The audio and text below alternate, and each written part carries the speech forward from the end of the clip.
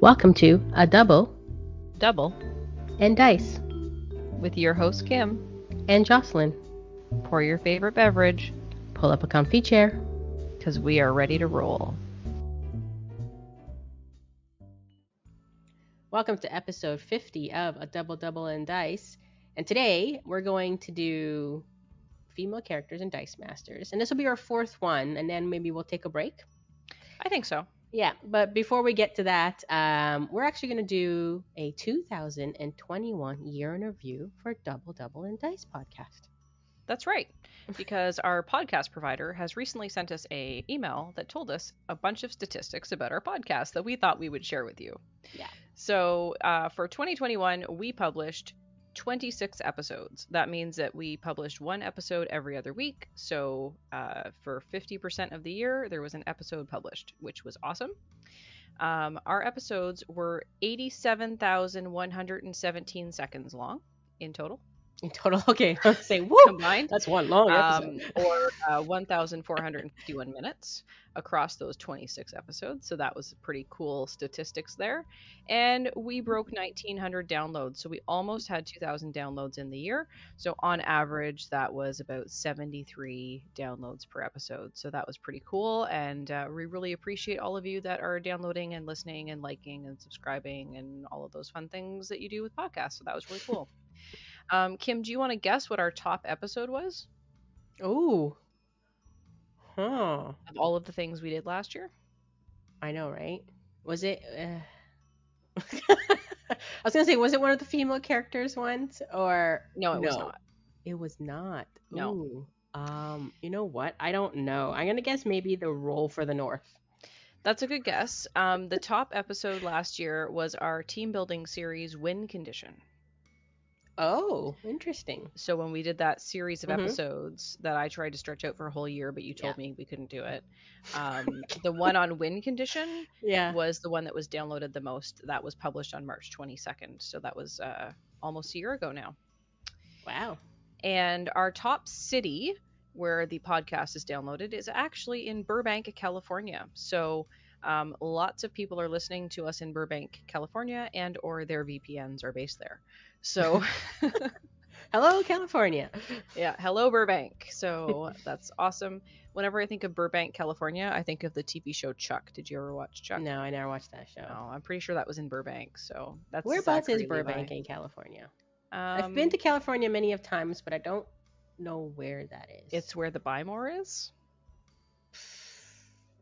Don't know where that is either. The Buy-More is where Chuck worked in the show Chuck. Oh, I'm supposed to know. Hey, that's Zachary Levi. He's also Shazam. Oh, so, there you go. There you go. So anyway, so that was a couple of things. And, I think, Kim, for a year in which we did not have any Dice Masters released, I'm really proud of the content that we put out. Yeah, and we did not miss an episode. Nope. We have not missed an episode since we started. So yeah, we said number 50 at the beginning of this episode, which means we are almost at our 2-year anniversary. Yes. Soon, next month. Yeah, in February. Yeah. So hard to believe, but we are nearly there, and we'll have to come up with something fun to do for our 2-year anniversary. If you have any suggestions, listeners, we would love to hear them. So you can tell us all about them at all of the places that we're going to talk about at the end of the episode. And we will not sing. Who said sing? What? I don't know. I'm not going to sing. Don't suggest singing. Kim is she's drawing a line in the sand. There will be no singing. For me. I don't know about you. Well, I don't really want to sing. Like, I don't mind singing like a line here and there, but I'm not going to do a karaoke. Build a song out there. Yeah. So we'll come up with something fun to do for our 2-year anniversary. Hopefully by then we'll have some new product to talk about. Mm-hmm.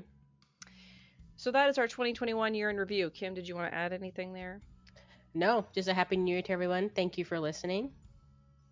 And hopefully in 2022 will be as awesome. So. Yeah, and I hope everyone is staying safe and well and healthy, because this the big P is still kicking around. Ugh. So that's all we have to say about that. Hopefully 2022 will be more Dice Masters, less COVID. There you go. So should we move on to the dice bag first? Because there's lots of discussions around our last topic, which was Moira. Yeah, absolutely. But before we talk about Moira, I do want to go back to Red Mage's comment that we got very confused on in our previous dice bag. Yeah. So in the last episode, there was a comment that we read from Red Mage on Discord about Scarlet Witch being an X-Men, and we were very confused and we weren't sure what was happening because there was X-Men affiliated Scarlet Witches, and as we have often mentioned, Kim, how good are we at comics lore? Really good. Not good at all. We are not good at all. So we got a little confused and we had to ask Red Mage to clarify. So Red Mage clarified for us that she has been X-Men affiliated in Dice Masters a bunch, but she's never actually been an X-Man in the comics. Okay. He said that was his point, and he also said that she's been an Avenger since 1965, and she has one Avengers affiliated card. Never been an X-Man, 4 cards. And he said, seems weird. And I'm like, yeah, I'm with you. Maybe there's something weird coming we just don't know about. Something coming for the past 10 years. And yeah, some crossover that we don't know. That crossed over and we don't know. I guess it's still a while before we hit the 10-year anniversary of Dice Masters, right? 2004? Yeah, no, 2014. So 2024. So we got 2 more years. Not that far. 2 more years. Yep. 2 more years. Crazy. Anyway. So yeah, so maybe she'll be an X-Men at some point, Red Mage. But yes, I agree with you. That's super weird. So, okay, so let's talk about Moira. Let's start with everyone's fave hero, Donnie, who talked to us on the YouTube, as always. Donnie says, talking about the common Moira, I think it would go to the used, not due to it not actually being fielded. So this is going to be a lot of the comments we're going to be talking about right now. I guess it would be considered a reaction or a prevention is the question. He likes that they're bringing something like this back, and then he's trying to bring in a new hashtag. So it's hashtag bring back Scarlet Witch, and I believe he's referring to, what was it called? Hexes and O's? The one that when you roll, I think you have to go with that. Yeah. You have to re-roll it if it lands a face, or if it doesn't, you got to keep it as is. We'll have to double check the subtitle on that because I'm not sure. I know. I think Scarlet XOXO was the rare version. Yeah. Well, anyway, the one that prevented. I'm gonna look it up right now, Kim. I got it. You got it? Yeah. It's careful what you wish for. Careful what you wish for. That's the one, not Hexes and O's. No, that's the rare version. Okay, but that is a subtitle. Yes. So I was correct from the same set. However, the one we're talking about is, what was it? Be careful what you wish for. Be careful what you wish for. And she was the common, right? Yes. So she was the common Scarlet Witch from the X-Men First Class set. And she said that while she's active, when your opponent rolled an action die on an action face, they had to re-roll it. And if it rolled an energy face, they could not re-roll it. Mm-hmm. So that was that Scarlet Witch, and it really had a huge impact on the meta and action-based teams because it was really easy to get her. And get her in the field. I don't know that it would have the same effect now when there's so many ways to kick a die out of the field just by spinning it, like hashtag rare Spider-Man forever. Yeah. Spider-Man Public Menace, when you attack, he can spin character die of his choice to an energy face of his choice. Yeah, forcing it to attack, all these things. So. Yeah, so there's lots of things that you can do. I mean, there was some of that stuff back then, but I think there's a lot more now. It's a lot harder to keep something while active in the field. Yeah. Donnie continues that he cannot wait to try out the founder keywords. They seem fun. He just hope it's not heroic. LOL, that wasn't easy to use. So heroic was an older keyword from some sets from a long time ago, and you had to have 2 of them, and you had to have them both in the field, and they had to pair up, and the effect only lasted until the end of your next turn, the end of your opponent's turn. So it was kind of a weird mechanic. So it looks like maybe this is like Heroic 2.0 Founder with loyalty counters. So I guess we'll see. Yeah. Donnie continues, one of his favorite parts of this game is the thematic teams you can build, and X-Men is his favorite. He thinks out of all 3 Moira cards, the common is the one that he's most looking forward to. And Kim, the common is the It's Not a Dream. Yeah. when she's active, when an opponent feels a continuous action die, so you re-roll it. So that's the, the god catchers out there and all those things. Yeah. So a lot of the conversation in that episode was around that particular card and what happens to the die when you attempt to field it. Right? Right. And so if it lands on the active face, they feel it normally. Otherwise, send it to the use pile, and that's what the question was all about. Yeah, the question became, does it go to the use pile or does it go out of play? So Kim and I are on opposite sides of the discussion here. So I am of the opinion, as I mentioned in the podcast, that there is a rule in the rule book that says anything that sends a die to the use pile on your own turn sends it out of play first. And it's only on your opponent's turn that it would go directly to the use pile. Kim, would you like to state your position? Yeah, I think there's somewhere in that book that says card text overrules everything. Yeah, so this is the great debate. This is the great debate of Dice Masters 2022. So there was a lot of conversation on the Discord, dmNorthTV. If you're not a member, we'll drop a link in the show notes so you can come and join the conversation. We have a Double and Dice podcast convo channel there, and there's a lot of conversation about to the use pile, whether it meant to the use pile or to out of play. So I do want to say that I have the King of Jank Jackalope Spam on my team. So Nick is of the opinion that yes, it would go to the use pile, as is Donnie. We just heard from the YouTube. And there's a few other folks as well. However, I do understand your position, Kim, about card text superseding rule text. I just think it is confusing, and it is going to require clarification from WizKids. So we did reach out to WizKids when we did the episode, and they did write back that the expectation is it would go to the use pile it would go out of play based on the rules. However, I think it's fair to say that it would be nice to put this use pile versus card text overruling rule text to bed once and for all. I think that would be nice if we could get there, right? Yeah. So we are going to submit to the rules forum an official question about card text superseding rule text versus this use pile rule when this card comes out, so we have a current example that we can use, and hopefully WizKids will clarify that once and for all, and then we can all stop talking about it. That is my thought. Yep. And then we did hear direct message from Jackalope Spam, Nick, as aforementioned. And he said that all of the Moira cards seem decent so far. The common is a great card for the meta as it can really hurt a Godcatcher team. Again, we talked about the clarification used.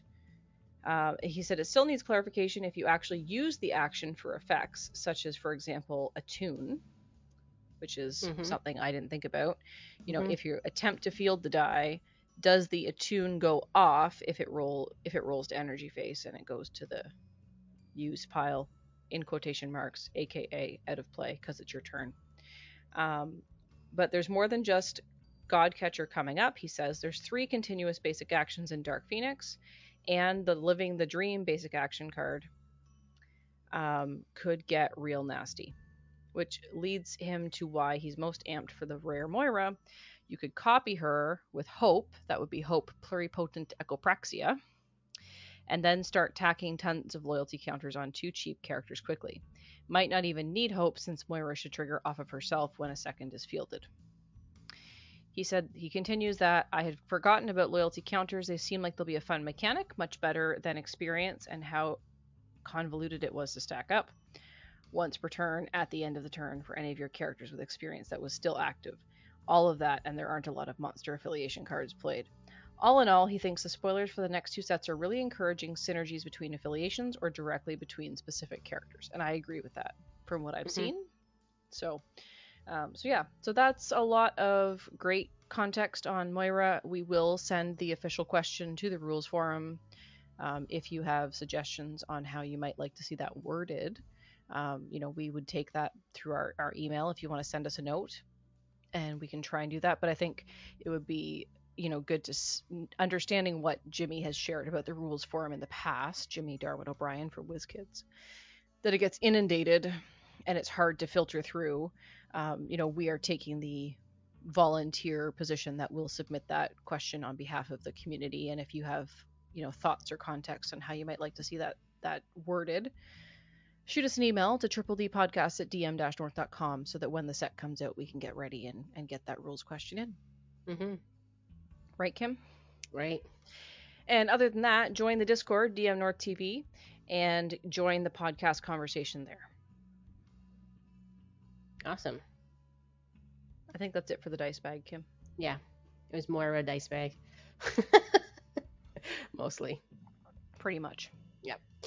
All right. So we're going to move into our female character, and we chose someone that, because I know Chris made a joke about how characters we choose with their backstories. Yes, he said, what did he say? He said something like, you guys really know how to choose them. We're like, yeah, it's how we roll, But today I think we chose someone who hopefully doesn't have a crazy backstory. But we chose Miss Marvel, aka Camilla Khan. Yeah, Ms. Marvel, Kamala Khan.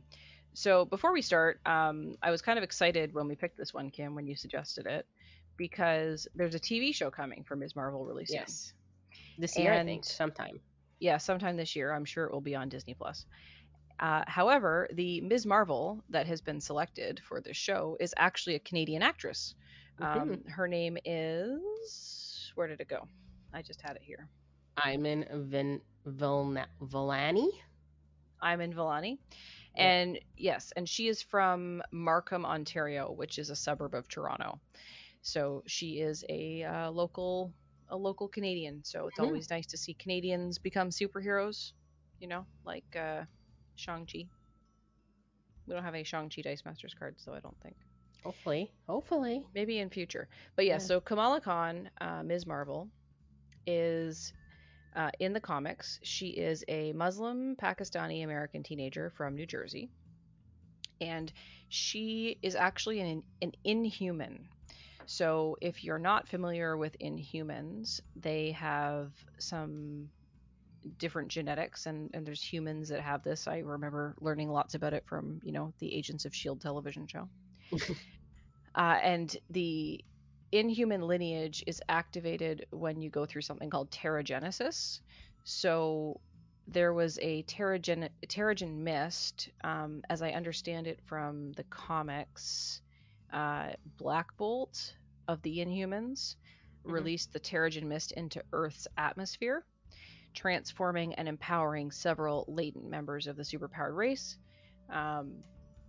And that's how Kamala Khan got her powers. And she is a teenager. Yeah. So she's just a teenager growing up in Jersey City. Not married. No backstories that we could find that involved, killing your husband or being raped or abused or something. Yeah, we couldn't find anything like that. Does that mean it doesn't exist? Absolutely not. It just meant that we didn't find it. So hopefully it didn't. So her superpower, or Inhuman latent ability, is that she can alter her shape and size. And she employs a idealistic attitude as much as her power to make the world a better place. That's her goal. She wants to make the world a better place. So I think that's pretty cool. So prior to her metamorphosis, she was dealing with problems like balancing her family's religious and spiritual beliefs with the society she lives in, as well as, similar themes to any teenager trying to fit in at school and other typical problems of, everyday teenage girl life, social everyday life. So once she discovered that she could extend her limbs and alter her appearance and shift shape, she immediately crafted a costume identity in line with her heroes. She had idolized Captain Marvel, and she chose to become part of Captain Marvel's legacy. She adopted the discarded Ms. Marvel name, and with the help of her friend Bruno, a tech wizard, dedicated herself to cleaning up the criminal element of Jersey City.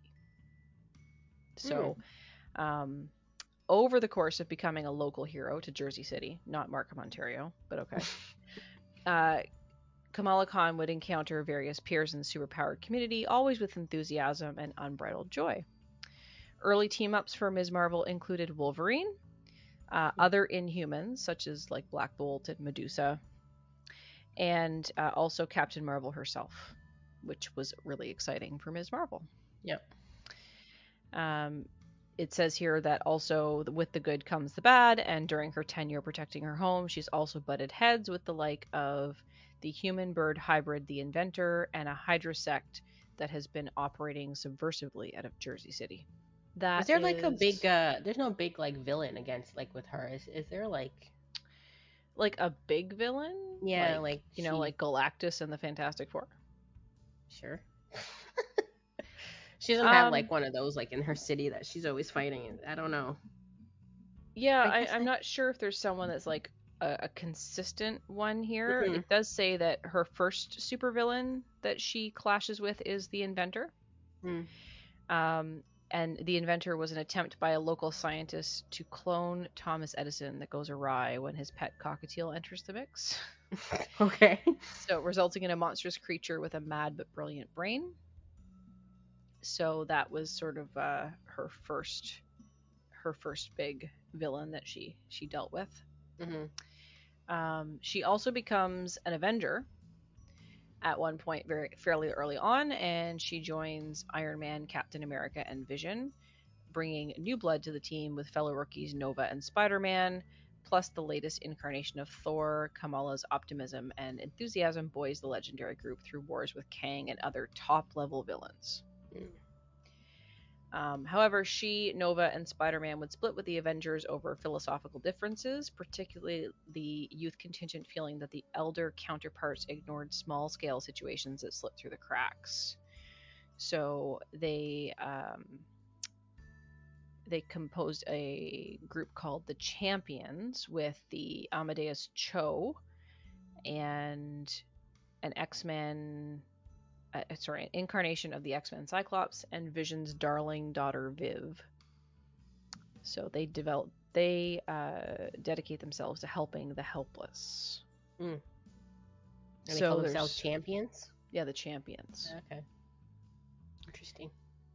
Yeah. So she spent some time working with Captain Marvel, as we mentioned, and there was a time here where she and several other heroes became separated across time, with each being sent to a different point in the past. Kamala ended up teaming up with an early incarnation of Carol Danvers at that point, and that incident helped her shake off some of the negative feelings that she'd been developing towards her mentor in the present. So she remains optimistic and hopeful, and she serves as a beacon of good to Jersey City and beyond. So, so there you go. And I think she's one of, few but growing superheroes of color. Yeah. Right? Particularly female superheroes of color. So, yeah. She's pretty, she's like an underdog and nobody really, really knows she's around kind of thing. Yeah. But she's not a scientist and she doesn't have a doctorate. No. She's in school still, so you never know. Just in high school. Yeah, so she's not there yet. You got to start somewhere. Yeah, she's a youngin'. Yeah. Cool. So yeah, from Jersey City, from traditional Earth 616, and her occupation is listed as student, adventurer, and vigilante. Like Batman. Wrong universe though. Yeah. Totally opposites. Yeah. Yeah. So that's basically her. All right. So let's dive into her cards. Yeah. So in Dice Masters, she has 9 cards, 4 of which comes from the latest set that, should I say just got, not really just released, but the latest set. Avengers Infinity Gauntlet. Yeah. From 2020. Seems so long ago now. It was 18 months. Yeah, and Civil War. She's got 4 cards there as well, and there was a promo made of her too. So nice. Yeah, we'll start with the oldest one. So we'll go with the promo, called Amazing Hero. I don't think this was a reprint because it's actually written as a promo. So Mm-hmm. it's a 6 cost. She's labeled as an Avengers. I don't know what I was gonna say there. Avengers. Her stats on this one, and it seems that her stats stay across the whole board. So it's 0, 3, 5, 1, 4, 6, and 1, 6, 6 across all the sets. Yep. Oh, except for That one's not Ms. Marvel. no, that's Moonstone. That's right. Yeah. I don't know how she came up. Oh, because it says Miss Marvel in Subtitle. her Yeah. subtitle. Interesting. So this one is when fielded, if you have an active Avenger character die, you may spin Miss Marvel up 1 level. For a 6 So cost, that's quite a. it's underwhelming. Yeah. Yeah. So her stats are good, Kim. You just Yes. talked about it. 035, 146, 166. I love that level 3, 166. Mm-hmm. But a 6 cost, and some of her, like a lot of her cards are 5 and 6 cost, which we'll be talking about soon. They're just too expensive. Yeah. Right? So for 6 cost, you want something that's going to be a game winner, not when fielded if there's another Avenger, she spins up a level. Yeah. That seems, yeah. For 6 cost, that's crazy. Like, yeah. So it's just a little underwhelming. Yeah. Her next set is Civil War, which actually has 3 cards. I said 4 because Moonstar showed up in there. Filtering. So she has a common and uncommon and a rare in this set. Yes. Here's a funny one because her first one, which is called Camilla Khan, is a 5 cost shield. And the text, you ready for it? I'm ready. Is blank. Yep. She's a 5 cost blank. Blank, which is weird. So again, unless you're gonna use those stats for some weird reason, that's quite inexpensive for a textless card. Yeah, and let's jump ahead, Kim. Let's spoil the common from Infinity Gauntlet. Okay. Because the common from the as we mentioned, the Infinity Gauntlet and the Civil War is the same die, right? Same stats. Yeah. Yeah. But her common from Infinity Gauntlet, Ms. Marvel, is NJ native, NJ standing for New Jersey, Mm-hmm. and it's a 3 cost shield. And at that point, she's good. Yeah, because she's blank. She's blank. She's still blank, but she's only a 3 cost. The So 5 cost was too expensive, right? Yeah, maybe they learned something. I don't know. And she has the Avengers affiliation on that one, and no affiliation on the other 5 costs. On the Civil War, yeah. Yeah. So it's interesting, but I definitely think at a 3 cost she is a better purchase than a 5 when you're textless. So yeah, especially if you're doing a blank team, that's a good one to go for with 3 costs. So I did play a lot with her in the Infinity Gauntlet set, which we'll talk about, I guess, when we get there, because Rob and I did some sealed games, and when we were doing those sealed games, like, she was just an easy purchase. Yeah. Right? 3 costs with good stats in a sealed game or a draft is just it's a good way to go. Yeah, keep her in the field. She's a good blocker. And 5 cost, not so much. No. Her uncommon in the Civil War set called Inhuman, which is a 6 cost. Is while Miss Marvel is active, at the end of your turn, you may spin up target character die you control 1 level and spin down target opposing character die 1 level. And it says in brackets here, you must do both or neither. So it's not a do as much as you can. If you can't spin down something on the opponent's side, then you can't spin her up, or you can't spin up target die. Yeah. So again, neat ability, too expensive. Yeah. Too expensive, and especially with the you can't do as much as you can. You have to do all of it or none of it. That's kind of tricky. If she was a 3 cost or even a 4 cost, I could see that on like an Awakened team. Yeah. Where you need to spin up one of your dice. I could see that. Right? Yeah. That would be kind of cool. And I like the trigger that it's while she's active at the end of your turn. Yeah, should be just keep her there, and you start targeting dice to spin them. So that's neat. It's just too expensive. Yeah, you're right. 3, 4 costs probably would have been a good one there. Yeah, I think for that ability would have been. Yeah. Her last one from the Civil War set is a rare biggest fan. When Miss Marvel attacks, spin all opposing character dice down 1 level. Again, I like it, but 6 costs is too much. Yeah. Yeah. Yeah. This I never realized her costs were so high, actually. Yeah, and it doesn't have any type of qualifier like some of the newer cards do in Infinity Gauntlet. Like if it's on level 1, you can spin it to an energy face. If you can't spin the die down, then it's useless. Yeah. It's useless, right? So again, for a 6 cost, it's just too expensive. I know the stats are good on the die. I think that a 4 cost or even a 5, I would even be sold on a 5 for this particular ability because it's a when attacks ability. Mm-hmm. Which are harder to stop. They're not impossible in older metas, but in the current modern meta, there's no way to stop a when attacks ability. Right. I do think there's something coming in Superman Kryptonite Crisis. I think there's a Wonder Woman coming that will stop a when attacks ability. But we don't have anything right now. So that's good. It's just 6 is just too expensive. Yeah. Yeah. If it was spin them down a level, and if they're on level 1, spin them to an energy face, 6 would make sense. 6 would make sense. Yeah, I'd be on board with that. Yeah, but with this text and a 6 cost, and not spinning to energy face, I think that it's that's my take. It's just too expensive. 5 cost max would be what I would be looking for here. Agreed. Into her Infinity Gauntlet set, where we already talked about her comment being a blank. Win-win there. 3-cost shield. Yeah. Avengers affiliation. Yes, all affiliated throughout that set. Her uncommon is Inhuman Lineage. Lineage, there we go. Regenerate. Okay, so what does regenerate do, Kim? When that die is KO'd, you can re-roll it, and if it rolls back face, you can put it back in the field at the level it rolled back, or else you leave it in the KO'd area. That's right. So it doesn't actually get KO'd until after you've re-rolled it. Right? A regenerated die is never KO'd. Yeah, it doesn't get KO'd until it actually does not roll back.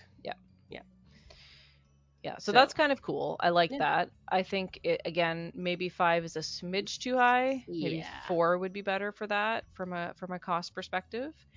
But again, in a draft, it's maybe reasonable to go for something like that. And we know Infinity Gauntlet was designed as a draft set. I mean, she's got great stats to do like an orbital strike team, but I never try to reach just too expensive cards for that. So, I mean... No, you put the 3 cost on for your orbital strike team. Yeah, exactly. Even if she regenerates and comes back, which is great to be back in the field, but 5 cost is just crazy. Even her other ones, her rare, and she has a super rare in this set, are all 5 cost as well. So, moving on to her rare, standing against hate, Overcrush. Yeah, I'm good with that one.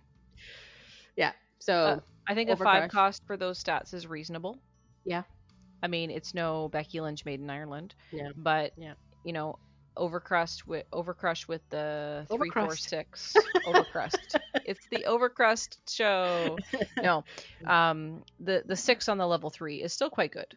Yes. Especially if it's overcrushing. 3 overcrush is a bit tough. I mean, but 4 is okay, but 6 is definitely better. Yeah, but there are ways to, increase stats and things like that. So it's not horrible. And when you compare the 3 cost blank to the 5 cost overcrush, yeah, okay.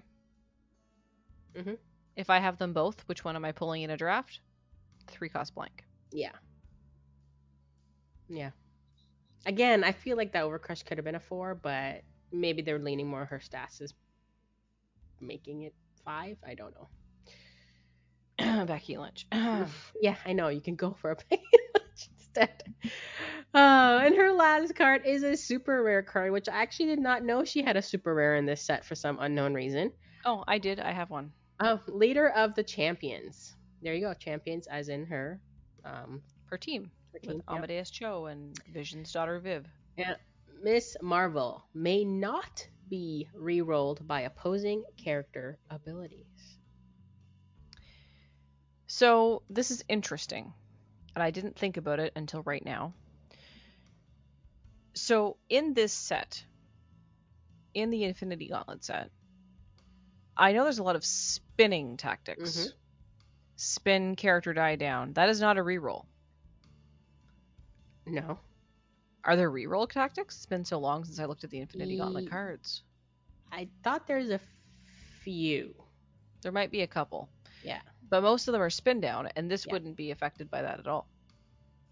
No. Right? So if you had a rare Spider-Man Forever, Spider-Man Public Menace, he just spins the die down to an energy face of my choice. It doesn't have anything to do with re-rolling, so that would not prevent her from being targeted.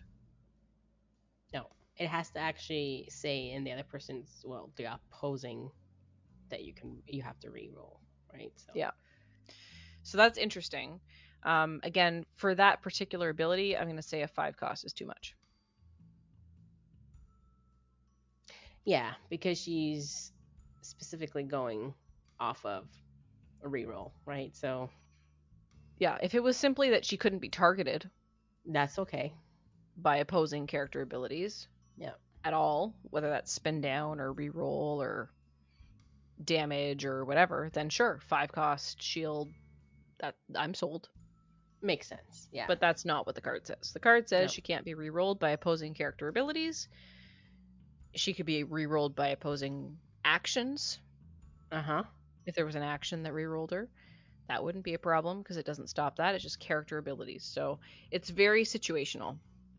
Yeah. It has to be the right team at the right time for Yeah. any of that to trigger off. Yeah, I agree. So So, favorite? 3 cost blank. Yeah. I mean, I don't mind the regenerate, but 5 cost is a stretch. I love Overcrush, but again, there's probably better ones. I won't say it. We've already said it several times. Only just for the global. Yeah, right. I would use Becky in a Overcrush, in a orbital strike team if it's competitive enough. But yeah, I mean, I do like Overcrush, but not for a 5 cost either.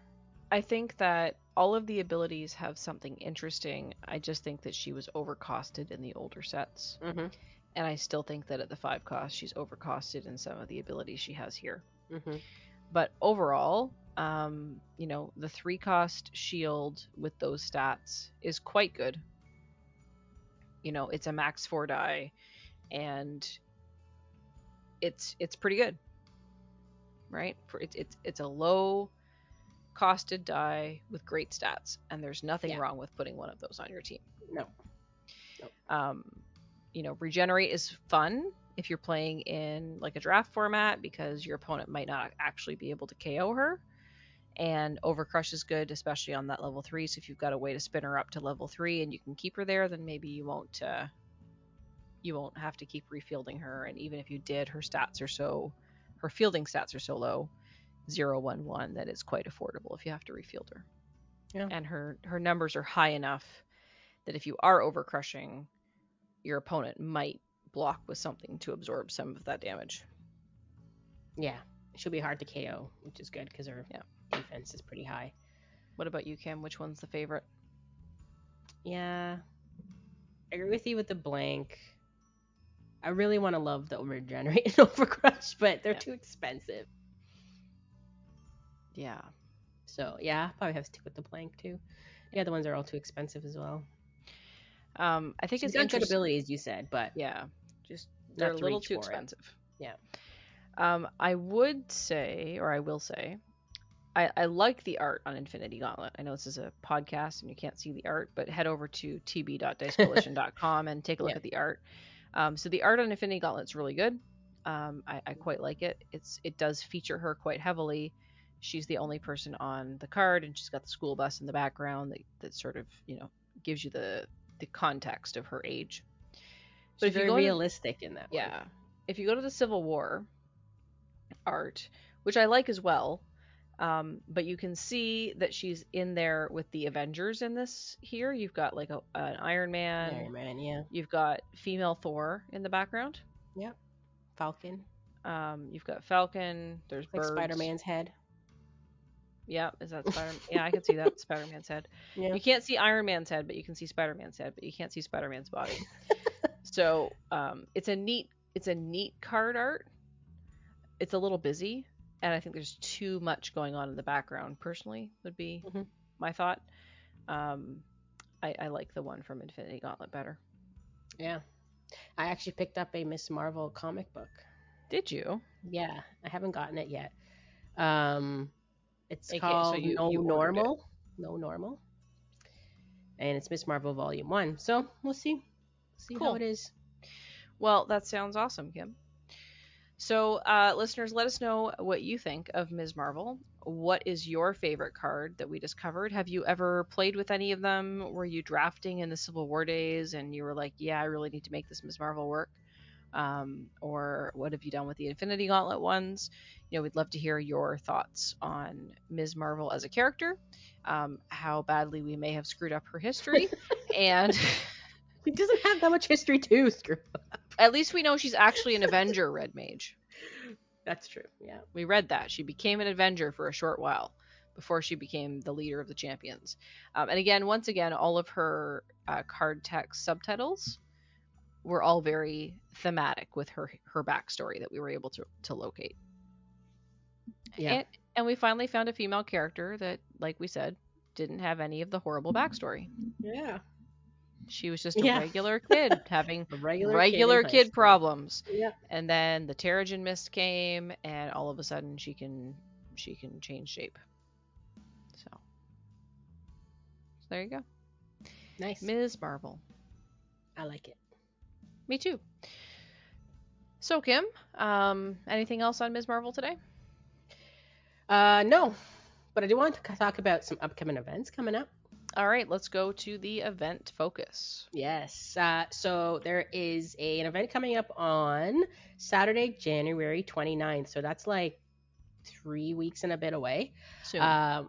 So this month. So it's from our friends over at Breath Weapon X. They're having their Breath Weapon X Fest 3. And it's a 1-day tournament, so it's happening one time. Starts at 1 o'clock Eastern, I believe, because I go by Eastern time, not UK time. And it's an interesting format, which I'm actually having. I thought I wouldn't have trouble building for, but I am. It's an extra large one that I think Jimmy had mentioned. Yeah, Jimmy's sometime. Big Dice Masters, the Dice Masters XL. Yeah, so it's extra character cards or or non-basic actions, an extra basic action card, 4 more dice, 12 sidekicks you roll with instead of your usual 8. Ow, wow. Yeah, 30 life instead of 20, and you draw and roll 6 dice per turn instead of 4. So it's really interesting. I am going to be playing in this. I did start building it, and I'm like 1 card short. Like I don't know what to put on, so. Maybe you could put a Ms. Marvel on.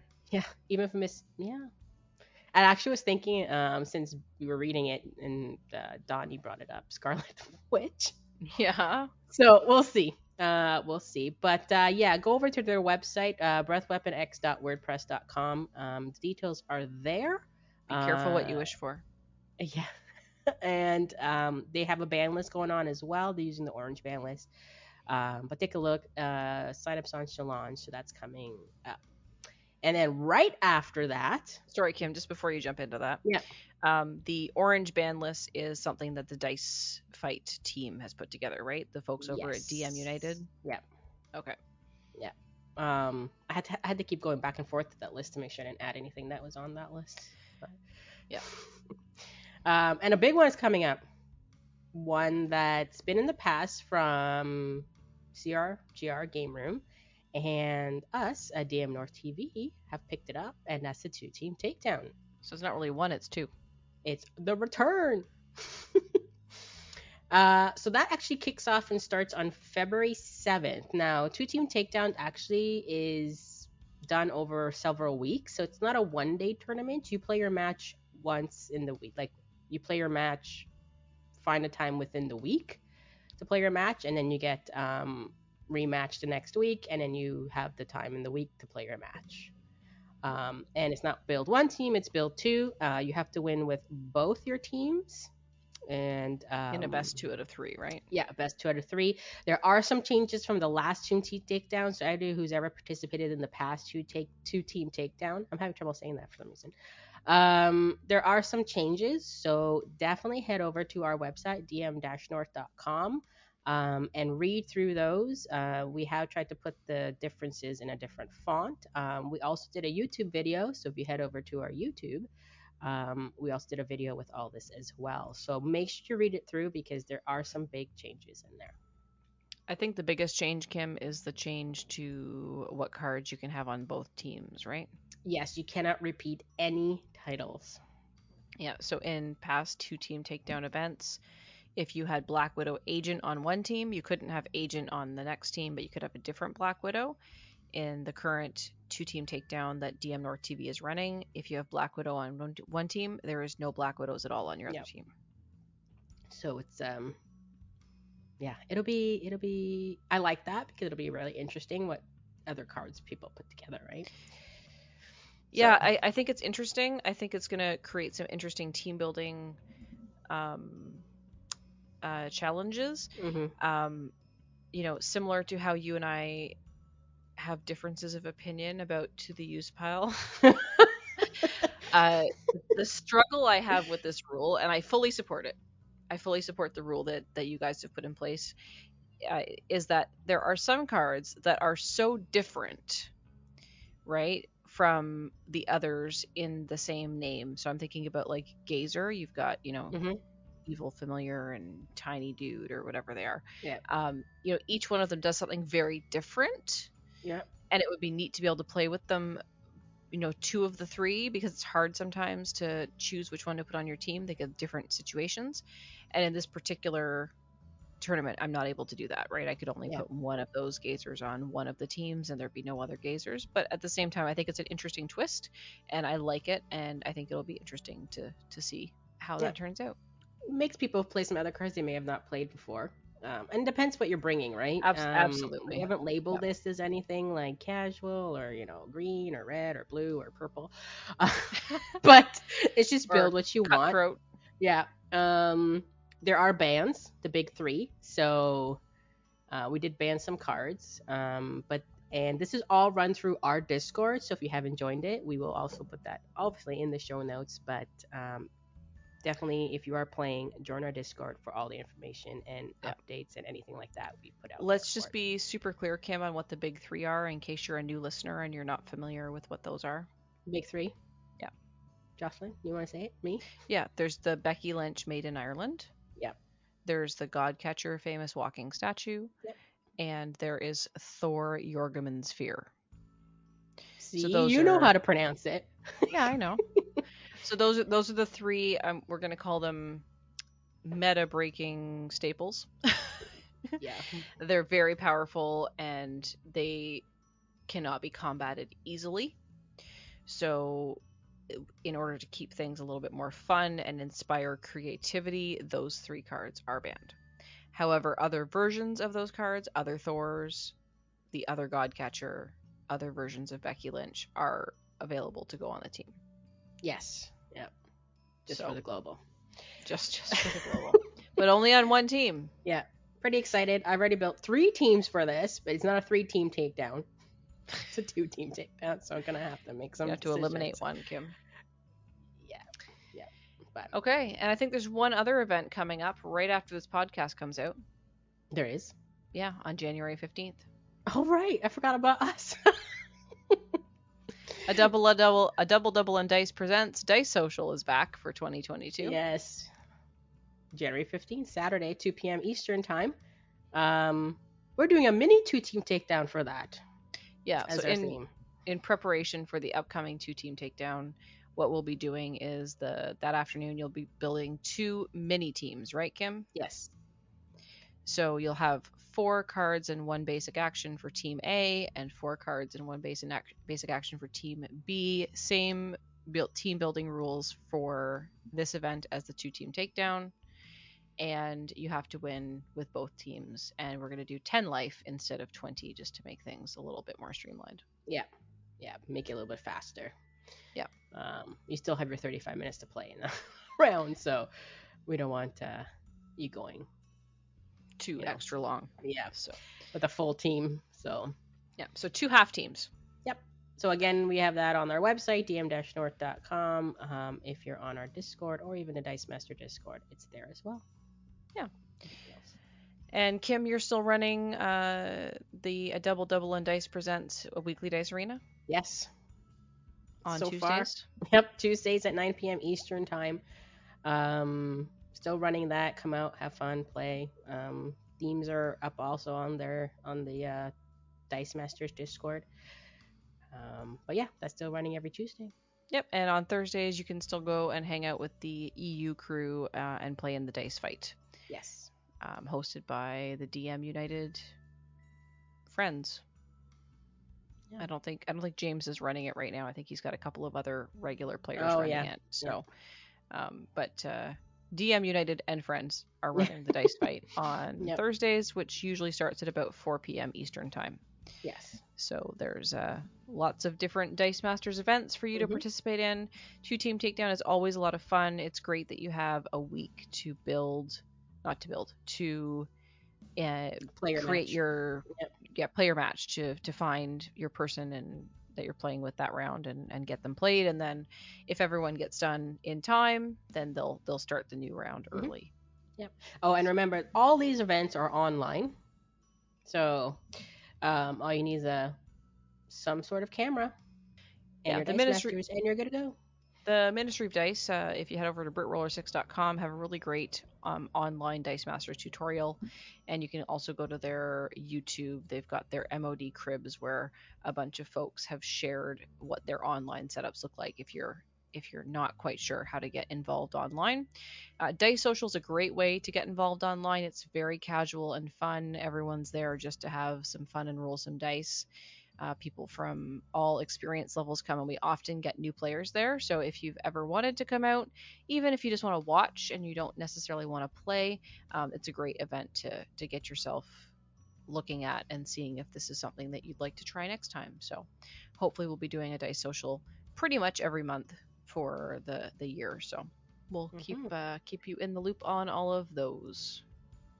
Yeah, and that's it for all the events coming up. Lots of exciting things in the Dice Masters world. Dark Phoenix Saga should be coming soon-ish. Cross fingers and toes and February 15th is my guess. Yeah, I was thinking it's probably going to be early February. That's my personal. I have absolutely no insider knowledge aside from the fact that we were told that Dark Phoenix Saga is coming first. Sometime in the first quarter. But my estimate is that it's going to be sometime early February, because we haven't heard anything yet. So yeah. But yeah, Dark Phoenix Saga is coming. Kryptonite Crisis is coming after that, and then after that, who knows? Some more product, maybe, hopefully, and we'll go from there. So, let us know when you think the product's gonna go. We should have like a poll. Yeah. Yeah. There's no money involved. There's no betting, but just it's like one of those like baby pools. Yeah, exactly. Except there's no money. No one gets any money. There's no 50-50. Just guess what date it's gonna launch. Bragging rights to know that you were the right person, that you got the right date. We're gonna figure out how to set that up. You know what? Okay. Just you can any other socials. There you go. Yeah. So, speaking of our socials and places that you can find us, you can find us as dmNorthTV at youtube.com, on twitch.tv, on Facebook, on Instagram, on Twitter. That's all dmNorthTV. You can find us, send us an email at tripledpodcast@dm-north.com. You can go to our website and you can type in, which is dm-north.com, and type in a comment on any of our episode posts. And then we also usually post the podcast on Reddit. So you can go to reddit.com under r/Dice Masters and provide comments there. So there's all kinds of different places that you can find us. We post in the Discord, both our Discord as well as Dice Masters Online, and you can find us in all of those places. So until next time, on a double and dice.